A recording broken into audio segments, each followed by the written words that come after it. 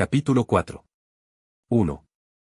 El ascensor estaba lleno de hombres procedentes de los vestuarios alfa, y la entrada de Lenina provocó muchas sonrisas y cabezadas amistosas. Lenina era una chica muy popular, y, en una u otra ocasión, había pasado alguna noche con casi todos ellos. Buenos muchachos, pensaba Lenina Crowny, al tiempo que correspondía a sus saludos. Encantadores. Sin embargo, hubiese preferido que George Edsel no tuviera las orejas tan grandes. Quizá le habían administrado una gota de más de paratiroides en el metro 328. Y mirando a Benito Ober no podía menos de recordar que era demasiado peludo cuando se quitó la ropa. Al volverse, con los ojos un tanto entristecidos por el recuerdo de la rizada negrura de Benito, vio en un rincón el cuerpecillo canijo y el rostro melancólico de Bernard Marx. «Bernard», exclamó, acercándose a él. «Te buscaba». Su voz sonó muy clara por encima del zumbido del ascensor. Los demás se volvieron con curiosidad. «Quería hablarte de nuestro plan de Nuevo México». Por el rabillo del ojo vio que Benito Ober se quedaba boquiabierto de asombro.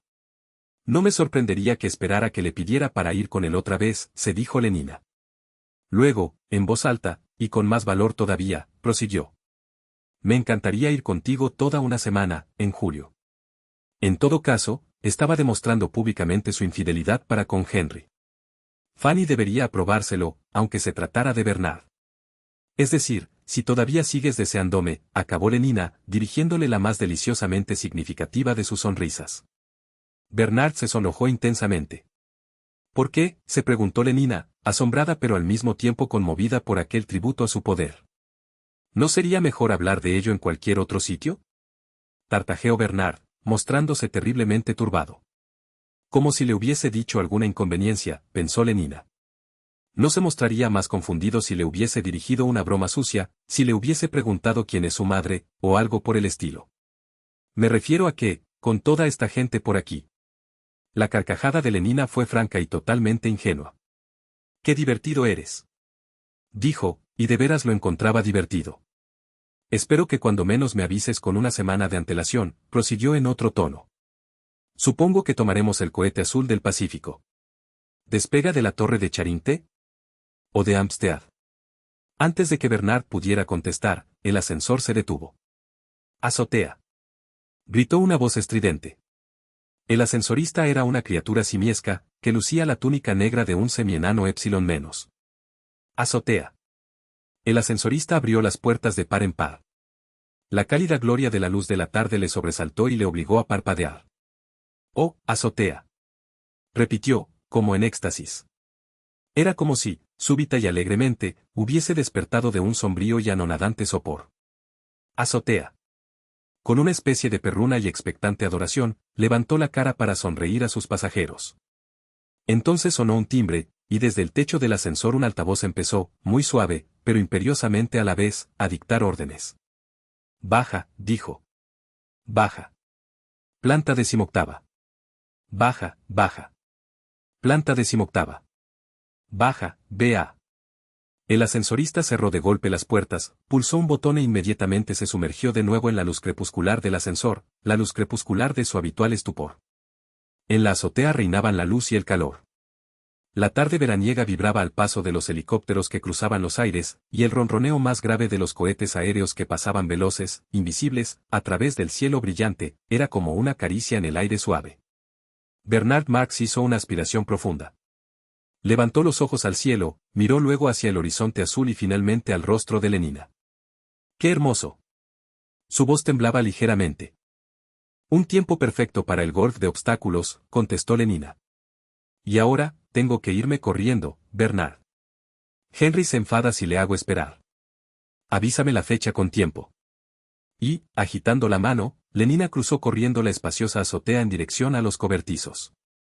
Bernard se quedó mirando el guiño fugitivo de las medias blancas, las atesadas rodillas que se doblaban en la carrera con vivacidad, una y otra vez, y la suave ondulación de los ajustados cortos pantalones de pana bajo la chaqueta verde botella. En su rostro aparecía una expresión dolorida. «Estupenda chica», dijo una voz fuerte y alegre detrás de él. Bernard se sobresaltó y se volvió en redondo. El rostro regordete y rojo de Benito Ober le miraba sonriendo, desde arriba, sonriendo con manifiesta cordialidad. Todo el mundo sabía que Benito tenía muy buen carácter.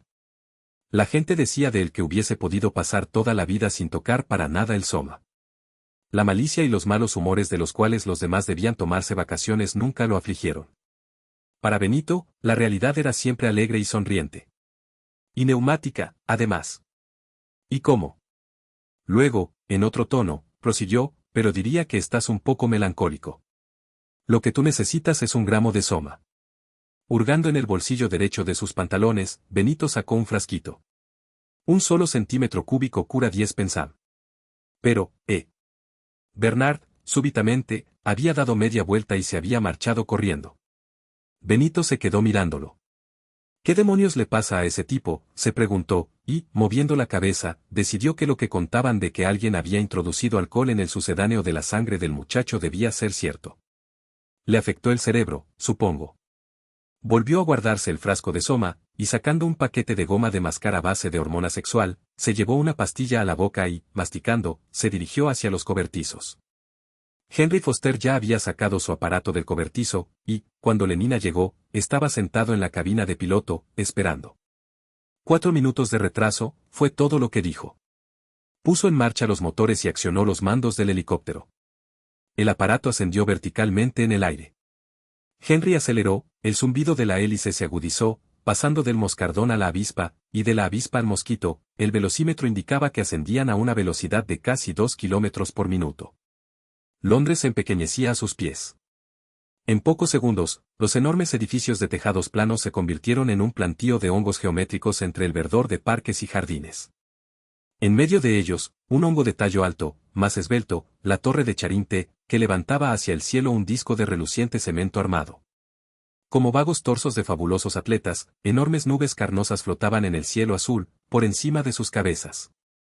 De una de ellas salió de pronto un pequeño insecto escarlata, que caía zumbando. Ahí está el cohete rojo, dijo Henry, que llega de Nueva York. Lleva 7 minutos de retraso, agregó.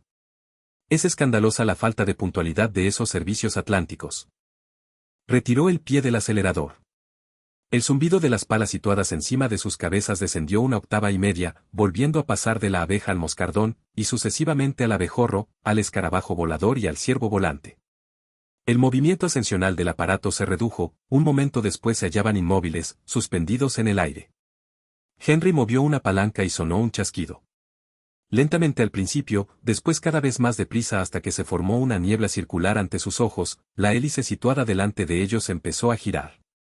El viento producido por la velocidad horizontal silbaba cada vez más agudamente en los estalles.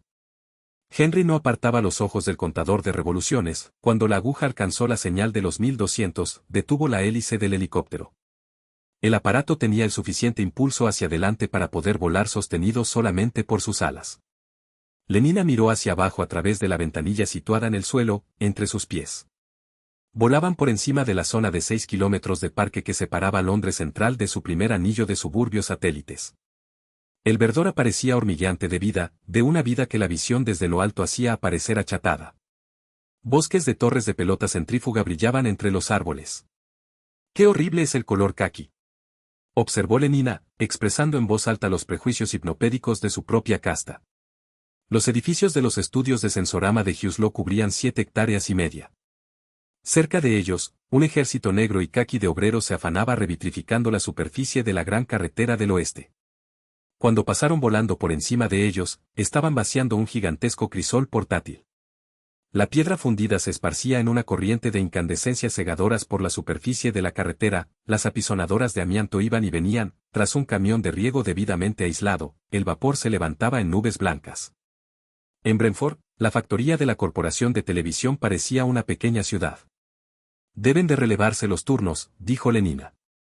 Como áfidos y hormigas, las muchachas gamas, color verde hoja, y los negros semienanos pululaban alrededor de las entradas, o formaban cola para ocupar sus asientos en los tranvías monorraíles. Betas menos de color de mora iban y venían entre la multitud.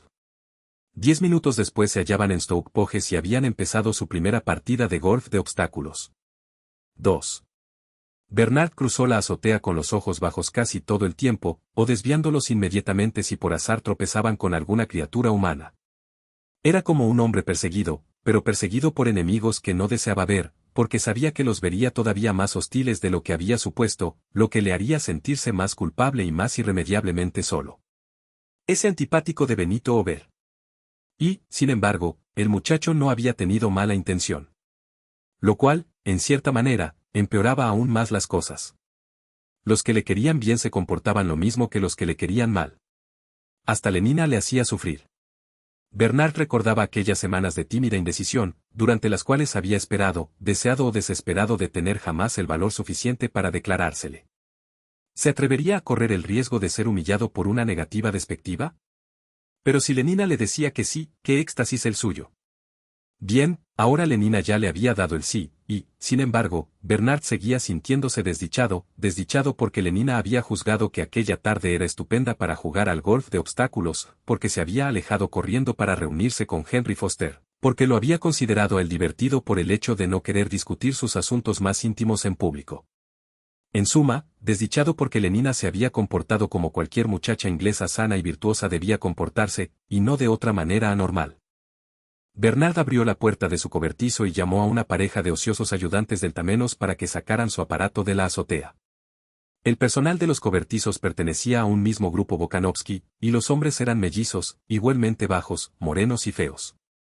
Bernard les dio las órdenes pertinentes en el tono áspero, arrogante y hasta ofensivo de quien no se siente demasiado seguro de su superioridad. Para Bernard, tener tratos con miembros de castas inferiores, resultaba siempre una experiencia sumamente dolorosa. Por la causa que fuera, y las murmuraciones acerca de la mezcla de alcohol en su dosis de sucedáneo de sangre probablemente eran ciertas, porque un accidente siempre es posible, el físico de Bernard apenas era un poco mejor que el del promedio de gamas. Era 8 centímetros más bajo que el patrón alfa, y proporcionalmente menos corpulento. El contacto con los miembros de las castas inferiores le recordaba siempre dolorosamente su insuficiencia física. Yo soy yo, y desearía no serlo. La conciencia que tenía de sí mismo era muy aguda y dolorosa. Cada vez que se descubría a sí mismo mirando horizontalmente y no de arriba abajo a la cara de un delta, se sentía humillado. ¿Le trataría aquel ser con el respeto debido a su casta? La incógnita lo atormentaba. No sin razón. Porque los gamas, los deltas y los epsilones habían sido condicionados de modo que asociaran la masa corporal con la superioridad social. De hecho, un débil prejuicio hipnopédico en favor de las personas voluminosas era universal. De ahí las risas de las mujeres a las cuales hacía proposiciones, y las bromas de sus iguales entre los hombres. Las burlas le hacían sentirse como un forastero, y, sintiéndose como un forastero, se comportaba como tal, cosa que aumentaba el desprecio y la hostilidad que suscitaban sus defectos físicos. Lo cual, a su vez, acrecentaba su sensación de soledad y extranjería. Un temor crónico a ser desairado le inducía a eludir la compañía de sus iguales, y a mostrarse excesivamente consciente de su dignidad en cuanto se refería a sus inferiores. Cuán amargamente envidiaba a hombres como Henry Foster y Benito Ober. Perezosamente, o así se lo pareció a él, y a regañadientes, los mellizos sacaron su avión a la azotea. «Deprisa», dijo Bernard, irritado. Uno de los dos hombres lo miró. ¿Era una especie de bestial irrisión lo que Bernard captó en aquellos ojos grises sin expresión? «Deprisa», gritó más fuerte. Y en su voz sonó una desagradable ronquera. Subió al avión y, un minuto después, volaba en dirección sur, hacia el río. Las diversas oficinas de propaganda y la Escuela de Ingeniería Emocional se albergaban en un mismo edificio de 60 plantas, en Fleet Street. En los sótanos y en los pisos bajos se hallaban las prensas y las redacciones de los 3 grandes diarios londinenses, el Radio Horario, el periódico de las clases altas, la Gaceta Gamma, verde pálido, y el Espejo Delta, impreso en papel caqui y exclusivamente con palabras de una sola sílaba. Después venían las oficinas de propaganda por televisión, por sensorama, y por voz y música sintéticas, respectivamente, 22 pisos de oficinas. Encima de esto se hallaban los laboratorios de investigación y las salas almohadilladas en las cuales los escritores de pistas sonoras y los compositores sintéticos realizaban su delicada labor. Los 18 pisos superiores estaban ocupados por la Escuela de Ingeniería Emocional. Bernard aterrizó en la azotea de la Casa de la Propaganda y se apeó de su aparato. «Llama a Mr. Helmholtz Watson», ordenó al portero Gamma más, «y dile que Mr. Bernard Max le espera en la azotea».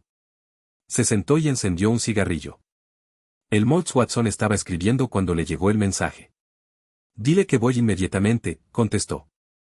Y colgó el receptor. Después, volviéndose hacia su secretaria, prosiguió en el mismo tono oficial e impersonal: usted se ocupará de retirar mis cosas. E ignorando la luminosa sonrisa de la muchacha, se levantó y se dirigió vivamente hacia la puerta. Era un hombre corpulento, de pecho abombado, espaldas anchas, macizo, y, sin embargo, rápido en sus movimientos, ágil, flexible. La fuerte y bien redondeada columna de su cuello sostenía una cabeza muy bien formada. Tenía los cabellos negros y rizados, y los rasgos faciales muy marcados. Su postura era agresiva, enfática, era guapo, y, como su secretaria nunca se cansaba de repetir, era, centímetro a centímetro, el prototipo de alfa más. Profesor en la Escuela de Ingeniería Emocional, Departamento de Escritura, en los intervalos de sus actividades profesorales ejercía como ingeniero de emociones. Escribía regularmente para el radio horario, componía guiones para el Sensorama, y tenía un certero instinto para los eslogans y las aleluyas hipnopédicas. Competente, era el veredicto de sus superiores. Y, moviendo la cabeza y bajando significativamente la voz, añadían, quizá demasiado competente.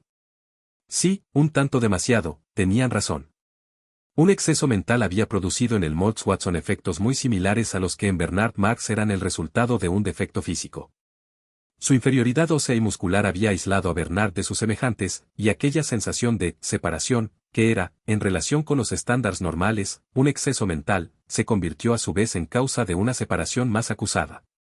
Lo que hacía a el Moltz tan incómodamente consciente de su propio yo y de su soledad era su desmedida capacidad. Lo que los dos hombres tenían en común era el conocimiento de que eran individuos.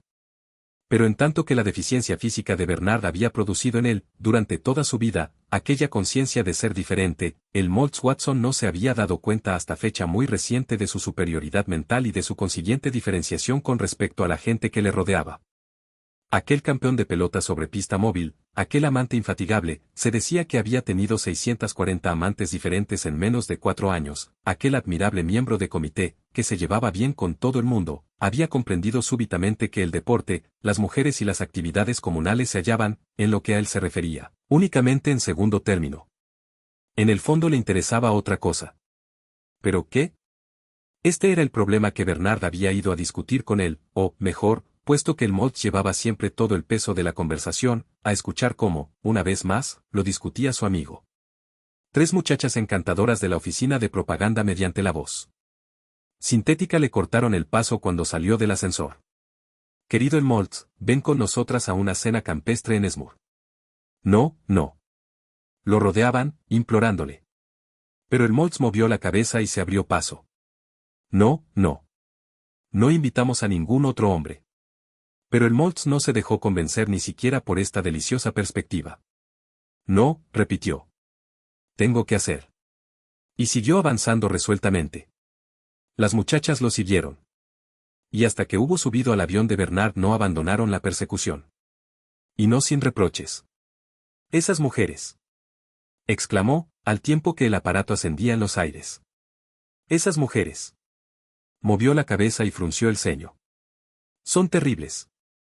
Bernard, hipócritamente, se mostró de acuerdo, aunque en el fondo no hubiese deseado otra cosa que poder tener tantas amigas como el Moltz y con idéntica facilidad. De pronto, se sintió impulsado a vanagloriarse. Me llevaré a Lenina Crown y a Nuevo México conmigo, dijo en un tono que quería aparecer indiferente. ¿Sí? Dijo el Moltz, sin el menor interés. Y, tras una breve pausa, prosiguió, desde hace 1 o 2 semanas he dejado los comités y las muchachas. No puedes imaginarte el alboroto que ello ha producido en la escuela. Y, sin embargo, creo que ha merecido la pena. Los efectos, vaciló. Bueno, son curiosos, muy curiosos. Una deficiencia física puede producir una especie de exceso mental. Al parecer, el proceso era reversible. Un exceso mental podía producir, en bien de sus propios fines, la voluntaria ceguera y sordera de la soledad deliberada, la impotencia artificial del ascetismo. El resto del breve vuelo transcurrió en silencio. Cuando llegaron y se hubieron acomodado en los divanes neumáticos de la habitación de Bernard, el Moltz reanudó su disquisición. Hablando muy lentamente, preguntó. ¿No has tenido nunca la sensación de que dentro de ti había algo que solo esperaba que le dieras una oportunidad para salir al exterior? Una especie de energía adicional que no empleas, como el agua que se desploma por una cascada en lugar de caer a través de las turbinas. Y miró a Bernard interrogadoramente. ¿Te refieres a todas las emociones que uno podría sentir si las cosas fuesen de otro modo? El Moltz movió la cabeza. No es esto exactamente. Me refiero a un sentimiento extraño que experimento de vez en cuando, el sentimiento de que tengo algo importante que decir y de que estoy capacitado para decirlo, solo que no sé de qué se trata y no puedo emplear mi capacidad. Si hubiese alguna otra manera de escribir. O alguna otra cosa sobre la cual escribir, guardó silencio unos instantes, y, al fin, prosiguió, soy muy experto en la creación de frases, encuentro esa clase de palabras que le hacen saltar a uno como si se hubiese sentado en un alfiler, que parecen nuevas y excitantes aun cuando se refieran a algo que es hipnopédicamente obvio. Pero esto no me basta.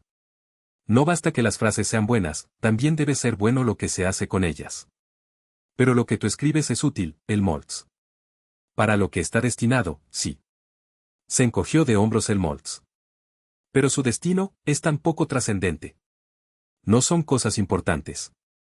Y yo tengo la sensación de que podría hacer algo mucho más importante. Sí, y más intenso, más violento. Pero, ¿qué? ¿Qué se puede decir, que sea más importante? ¿Y cómo se puede ser violento tratando de las cosas que esperan que uno escriba? Las palabras pueden ser como los rayos X, si se emplean adecuadamente, pasan a través de todo. Las lees y te traspasan. Esta es una de las cosas que intento enseñar a mis alumnos, a escribir de manera penetrante. Pero, ¿de qué sirve que te penetre un artículo sobre un canto de comunidad, o la última mejora en los órganos de perfumes? Además, es posible hacer que las palabras sean penetrantes como los rayos X, más potentes cuando se escribe acerca de cosas como estas. ¿Cabe decir algo acerca de nada? A fin de cuentas, este es el problema. Silencio. Dijo Bernard. Creo que hay alguien en la puerta, susurró. El Moltz se puso en pie, cruzó la estancia de puntillas, y con un movimiento rápido y brusco abrió la puerta de par en par. Naturalmente, no había nadie. Lo siento, dijo Bernard, sintiéndose en ridículo. Supongo que estoy un poco nervioso. Cuando la gente empieza a sospechar de uno, acabas por sospechar también de todos. Se pasó una mano por los ojos, suspiró y su voz se hizo quejumbrosa. Se justificaba. Si supieras todo lo que he tenido que aguantar últimamente, dijo, casi llorando, y la marea ascendente de su autocompasión era como si se hubiese derrumbado la presa de un embalse. Si lo supieras. El Moltz le escuchaba con cierta sensación de incomodidad. Pobrecillo Bernard, se dijo.